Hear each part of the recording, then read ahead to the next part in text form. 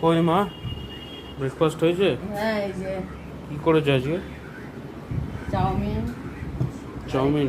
এখানে আলু বাহ। আলু সিদ্ধ আছে। দারুণ এই যে, লাগছে চাউমিনটা। হ্যাঁ, আর এখানে আলু সিদ্ধ দিয়ে পান্তা ভাত খাবো আমি। আলু সিদ্ধ দিয়ে পান্তা ভাত। গরম পড়েছে আর হেভি পান্তা ভাত খাওয়া হচ্ছে। ঘুম হচ্ছে না, এই জন্য খাচ্ছি, শরীরটা ঠান্ডা হবে। বন্ধুরা দেখুন এই যে স্পেশাল শুকনো লঙ্কা নিয়ে নিচে দেবো। আলু, আলুটাও মাখবে নাকি শুকনো লঙ্কা দিয়ে? পেঁয়াজ কুচিয়ে নিয়েছি হুম, আর সর্ষের তেল আর দিয়ে। আর কিছু লাগবে না এগুলো? এই যে সর্ষের তেল নিয়েছি, এর মধ্যে একবারে নিয়ে চলে এসেছি। এবার মাখা ঝাঁকা হবে। এবার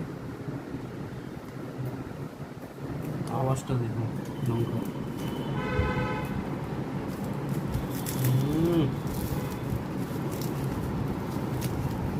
বেশ ঝাল ঝাল হবে। মুড়ির বালতিতে রাখলে লঙ্কাগুলো আমার তাজা হয়ে থাকে। তাই?